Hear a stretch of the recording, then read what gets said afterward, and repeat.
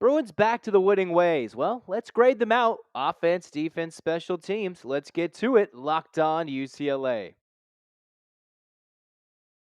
You are Locked On UCLA, your daily podcast on the UCLA Bruins. Part of the Locked On Podcast Network, your team every day.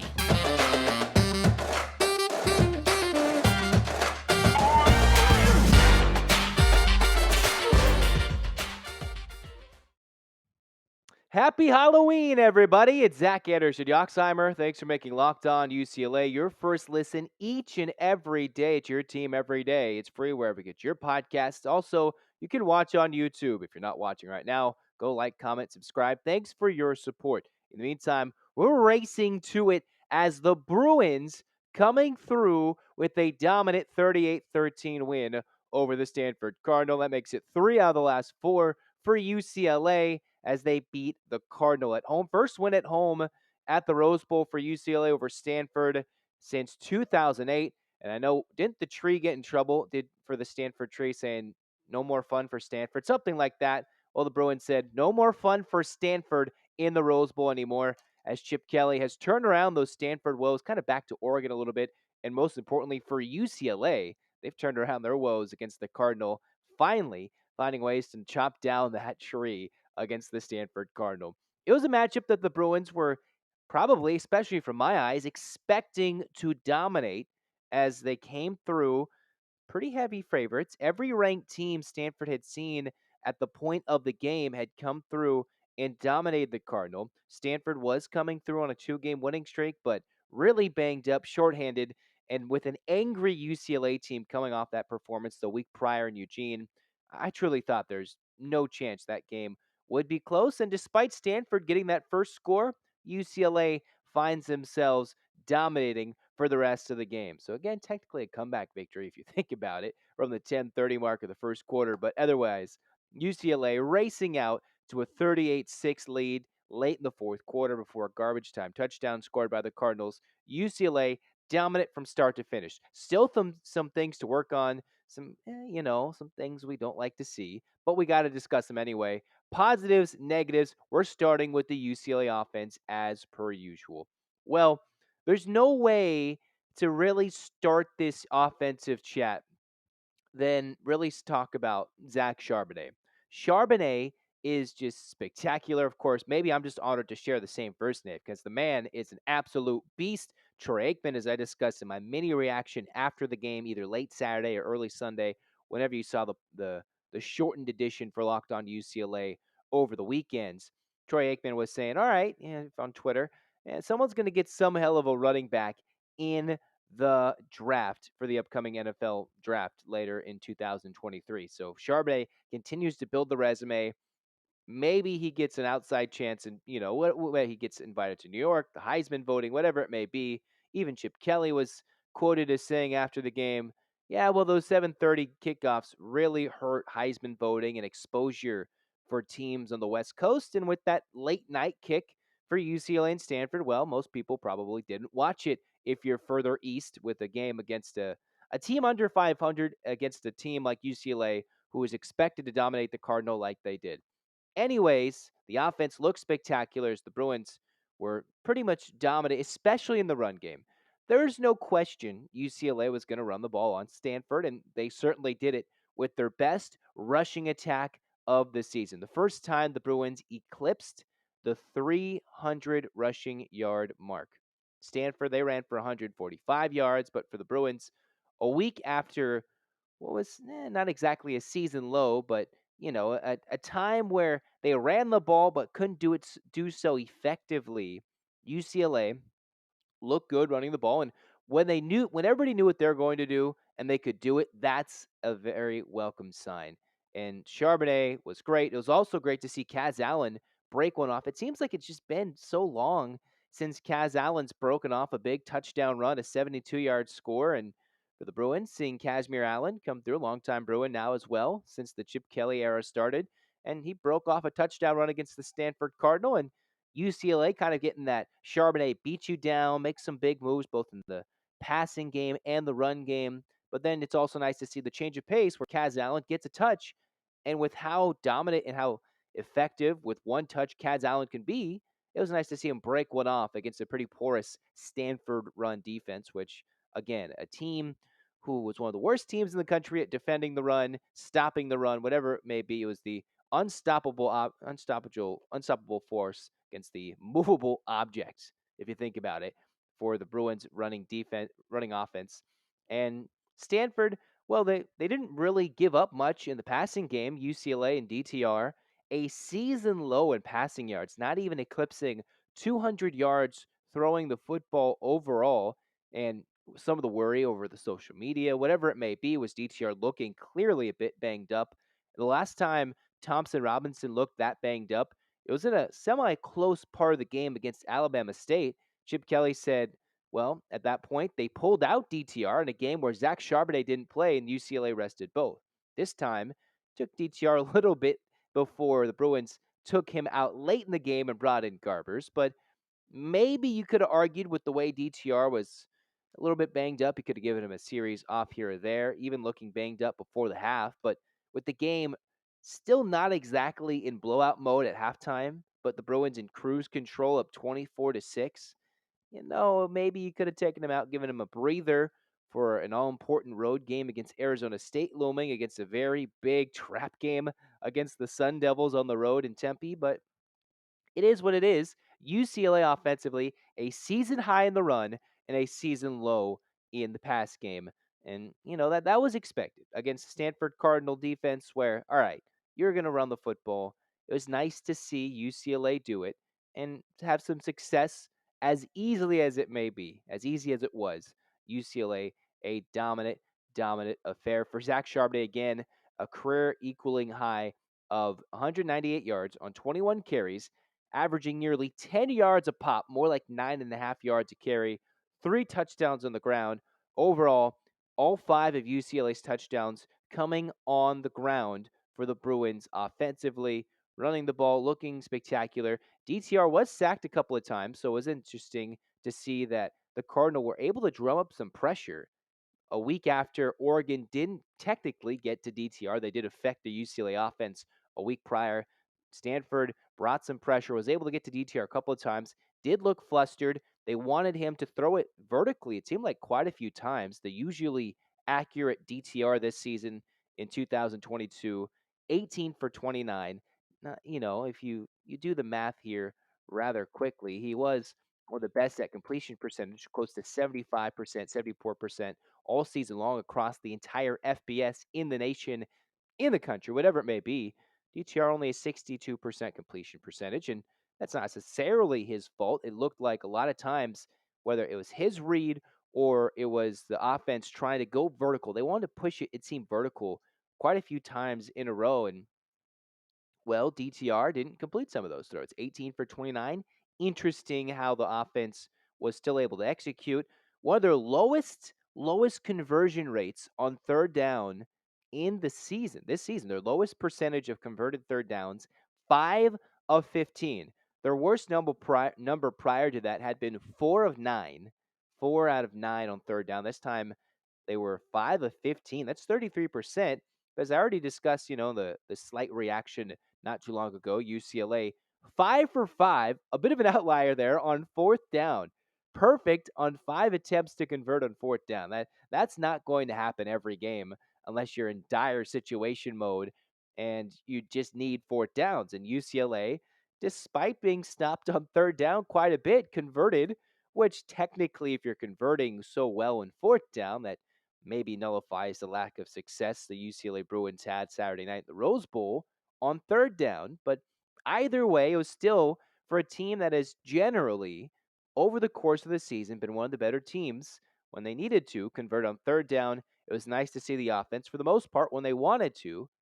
Fourth down, all right, we're going to, step out there and convert on fourth down. That's not something to be excited about going forward, but it's nice to showcase against the team, and it helps. When you can run the football, especially on a third or fourth and short, well, you're going to mostly get it. And with UCLA running for over 300 yards, close to 7 yards a carry every single time they ran the football. Well, fourth down and whatever, third down and whatever, easy. 3rd and 8, you can hand it off, cut that yardage in half, if not in more. And then fourth down and short, well, that's easy conversion range for the Bruins, which they did all 5 times offensively. Not a big day for any of the Bruin receivers. Simply put, Jake Bobo, the non-Zach Charbonnet receiver, who had the highest UCLA total, 40 yards, 15 yards, a catch on 3 receptions, 17 yards. Kaz Allen, he had Matt Sykes a little later there, and the Bruins, despite 18 receptions, large number of those, Charbonnet and 61 yards from Charbonnet. Overall, the Bruins, the passing game just wasn't there, and it didn't need to be today. I should say, before the likes on Saturday night, it didn't need to be. Garbers didn't come in when the game was close enough to throw the football. So the Bruins ran the ball, a lot of DTR, a lot of Kaz Allen, and a lot of Charbonnet. Well, Kaz Allen, the one touch, big play touchdown. DTR running the ball quite a few times, 13 carries. And then Charbonnet, who was just fantastic again and again and again. Overall, for this performance, offense, A minus. A minus for just dominating another 500-yard performance overall. They put up 38 points, could have and should have put up 40 points, but we'll get to that in a minute. Could have put up even more points against the Stanford Cardinal. But again, that trend continues. UCLA at least reaching that 30-point plateau in every game here in 2022. The Bruins, well, they're in the top 10 yet again with a big trap game looming up. Defense, well, we'll talk about defense. We'll talk about it in just a moment. But it was the offense and the defense that both led the Bruins to cover against the Stanford Cardinal. I believe BetOnline was able to have the line at about 16 and a half, 17, close to a 3-score game. And the UCLA Bruins, well, easy cover. You get to hit the cover. UCLA minus 16 and a half, I think it was. Easy hit, easy get for you guys. BetOnline is your number one source for all your basketball and football betting needs this season. They've got the latest on player developments, podcasts with in-depth analysis on team matchups, and news on every game, which means it's the fastest and easiest way with BetOnline to check in on all your favorite games and events. The postseason, the World Series still going on, boxing, golf, MMA. That's why BetOnline remains your continued source for all your sports wagering information with live betting and up-to-minute scores for every sport out there. Head to the website today for BetOnline or use your mobile device to learn more. BetOnline, where the game starts. As the Bruins continue to dominate, they covered, they were able to do whatever it may be. Let's get down to business talking about the UCLA defense. All right. Well, it was nice to see UCLA for the most part with a sick Bill McGovern who was out. He was at home watching the game, apparently celebrated with the team on FaceTime or whatever it may be after the game. UCLA was able to see, all right, well, they dominated. They dominated, and Stanford, for the most part, no success whatsoever. The Bruins, watching Muasau get a pick, only one turnover. If we look back to the keys to the game that I provided in the week leading up to the Stanford game, I wanted at least two turnovers forced by the UCLA defense against the Cardinal team that had been susceptible to turning it over, 8 lost fumbles, and prior to the game, McKee had 6 picks through his 7th of this season. Muasau, who I believe after the game detailed how the preparation leading up to the game led to that interception. And McKee, who is 6'6", can see over the line, see everything, has some good 6'6", whatever it may be. Losing my mind here on Halloween, but whatever it is, the Bruins were able to stop and stuff the Stanford Cardinal, force the turnover, and then UCLA was dominant defensively. It was nice to see that despite an early field goal for Stanford, and a kicker who's, and Josh Carty, who's just fantastic. They get an A+ for Stanford in their special teams for the most part. UCLA was dominant defensively. It was nice to see John Bonds, who led the teams in tackles. You had the Bruins overall fantastic with a total of the 1 pick and then 3 sacks overall for UCLA, getting to the likes of McKee. They had a doing well. They did the best they could. And UCLA, 4 sacks. Misspoke. 4 sacks, 6 tackles for loss. Bo Calvert with the sack. Leatu Latu continuing his dominance with sacks. Stephon Blaylock getting in on the fun. Gary Smith the second. Everybody having fun getting in on the party. And then with the 6 tackles for loss, Bruins did force a fumble, just could not recover it. Overall, 4 QB hurries, getting to McKee and finding ways after a week where you face an offensive line like you do against Oregon. Well, UCLA is what it is. Were having no success like anybody else has had against Oregon and their offense at drumming up pressure. UCLA said, "All right, let's fix things." And with no Bill McGovern, the defensive coordinator, out, the Bruins said, "All right, let's have a different in-game manager by necessity." And the Bruins brought pressure, forced the turnover, and again, UCLA against a Stanford team who was bad at protecting the quarterback. All this with a recipe for success for an angry defense that was the outcry of the entire fan base, including myself a little bit included, where most people last week would have graded the UCLA defense as an F. Me, being the nice guy that I am, gave them a D minus, but probably deserving of an F. UCLA took to the late part of the fourth quarter before they gave up a late touchdown with 4 minutes left against the Stanford Cardinal, where they're up 38-6. It would have been nice to see a game where the Bruins did not give up a touchdown. That would have been a nice stat to have this year here in 2022. But for the Cardinal, who hadn't scored a touchdown in almost 2 weeks, dating back to their Notre Dame game, the Bruins 4 sacks, forcing the pressure, almost eclipsing that 3 sack per game average that the Stanford offense allows.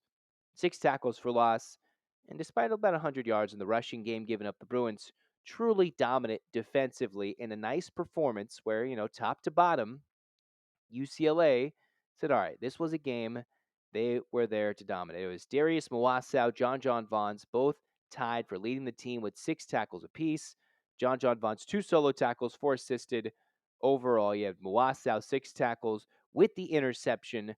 Those got to be your defensive players of the day, right? Even though those two didn't get a sack, UCLA seeing different levels of the defense, either forcing a turnover, stacking up the tackles and solos and assisting and helping bring down Stanford receivers and tailbacks, and then seeing the pressure kind of fix things back up for UCLA and figure out, hey, different guys getting sacks. For UCLA, for the 6 tackles for loss, all the 6 tackles for loss were by 6 separate guys. From Grayson Murray, Leatu Latu, from Bo Calvert, Carl Jones Jr., Gary Smith II, Stephon Blaylock. It's nice to see that while it is fun to give all the accolades to Leatu Latu, who got a lot of love in the first half of the season, teams are going to game plan for him, and the Bruins looking for that interior rush, edge rush, whatever it may be, Murphy twins and whatnot. UCLA was able to find different ways to force pressure from different individuals from different spots. It was nice to see the Bruins do that and just simply handle business. A game that, all right, it's okay if Stanford goes down, kicks an opening drive field goal. That's been scripted for a week. But then when the game flow kept going, UCLA asserted their authority. And while we would have liked to see a much bigger halftime lead, the Bruins could have had an even bigger lead. It wasn't due to the defense or lack thereof. UCLA asserted their authority and dominated a game that they should have. It was nice to see. And the defense held up their part just like the offense, angry as they were. Pressure, a turnover, and the turnover led to a touchdown. So they got 7 points off their one turnover. That's maximum efficiency. That's optimizing the forced turnover on the other side. That's all you can ask. Complementary football. Your offense scores points, the defense dominates. They force the turnover. Offense says, all right, we're going to go down, score. Complementary football in its finest against, we have to say it, Stanford, clearly an inferior foe this year. That's just what the Cardinal were. And despite all the fun that the Stanford band could bring and whatnot, and a well-coached team that David Shaw likes to bring with his coaching staff that had no switches from 2021 to 2022, it was, the Bruins who asserted their authority and wants to exact revenge for that lengthy losing streak against the Stanford Cardinal. Now it's the Bruins who can maybe, at least for the rest of their Pac-12 conference rival days, try and be a rival and a thorn in their side and be their nightmare for the rest, for the rest of their series history until the two renew it once the Bruins move to the Big Ten. Nice to see the defense dominant. I will give the defense also an A minus. Nice grader today. Might be scary times in Halloween lands, but it is what it is. We're being nice. Both A minus for the offense, A minus for the defense. Is this possible? Is this possible? Yes, it is possible. But, but, we have to talk about the mistakes on the special teams unit, which is where the UCLA mistakes came. One, Nick Barmera, who was perfect in Eugene, going through the elements. For some reason, in the Rose Bowl, tends to have a bit more trouble kicking the football. Against Utah, missed that field goal against Bowling Green, had a couple of misses, and for Barmera, missed that 41-yarder for UCLA at the beginning of at the end of the second quarter, right before halftime, which would have given the Bruins a 21-point lead. They got stymied leading up to it, ran out of time. Barmera tried to kick the field goal, and then UCLA, well, another missed field goal, something that you really don't want to see overall this season. So far this year for the Bruins, UCLA, 12 of 16 kicking field goals. And when it came down to a game-winning kick against South Alabama, well, UCLA made it as easy as it possibly could. But for Barmera, now for game by game, missing those kicks against Bowling Green, missing the kick against Utah, and then after a good outing in Oregon, comes home and whatever it may be, for some reason the Rose Bowl might be giving him tricks, troubles, and everything in between. Ghouls and goblins coming out now, and for some reason the Rose Bowl seems a bit more scary for Barmere kicking field goals, but he's been reliable for the most part, double duty as both a kicker and the punter for UCLA, and well, you hope it's an outlier. He did make another kick. He was one of two, but for the Bruins, you really don't want a game to come down to a kick, whether it comes down to a close game in Arizona State, the USC game upcoming, or anything after that. It's probably going to come down to some made field goals or missed field goals. So with a missed field goal, that helps it. But what also leads me to the mistakes was we thought we also fixed this after the Bowling Green game, the punt return game. Well, Logan Loya took over for Jake Bobo, who returned punts in game number one. Logan Loya took it over, and he dropped the punt. He fumbled it another time for UCLA. The third snafu for UCLA when it comes to punts. You have the block punt return for a touchdown, the muff punt, and a second muff punt for this Bruins team this season. For Loya, well, no one will hamper on it too much, but again, when you have two special teams mistakes, a mistake and a missed field goal, and for all intents and purposes, a 41-yard field goal, definitely within Barmera's range.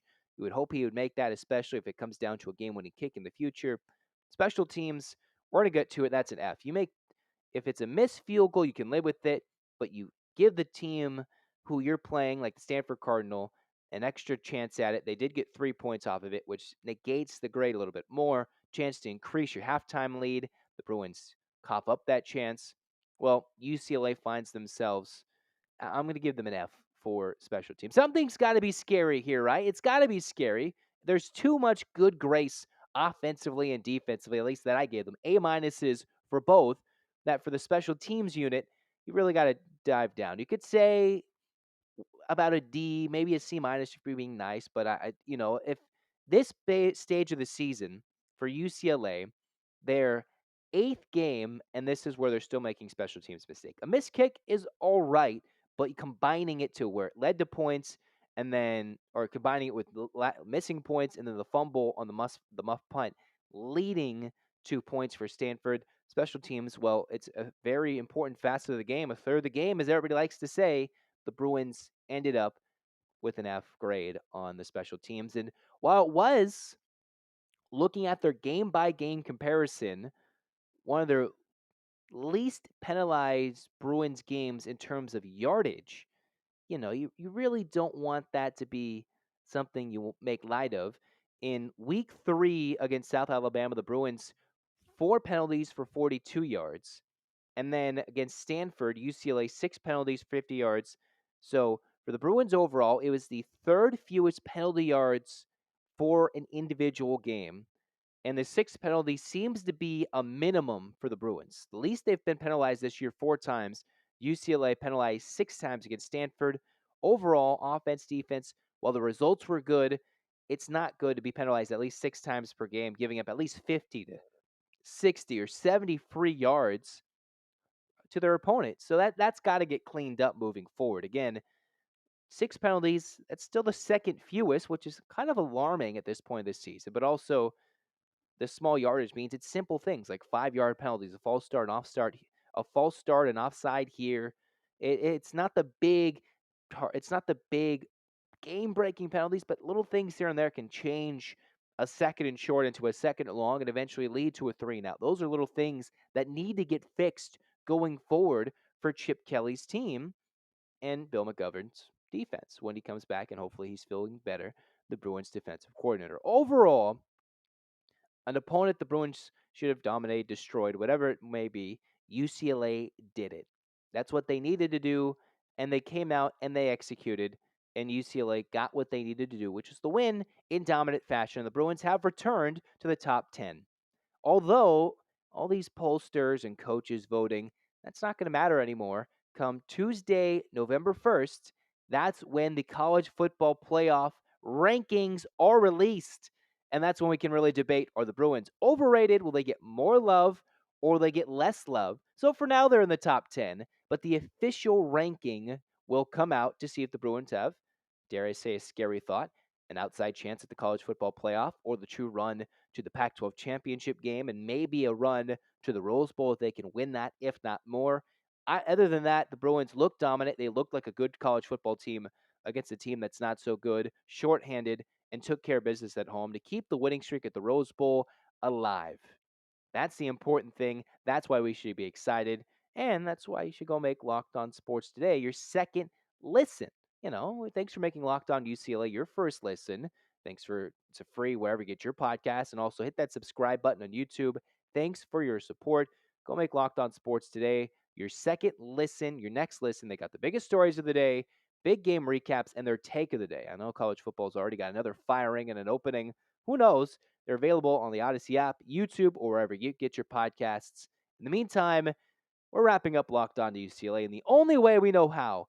Scary way for all the other Pac 12 teams out there. It's time for an A clap. And 1, 2, 3, 4, 5, 6, 7, 8. UCLA. UCLA, fight, fight, fight. Let's go.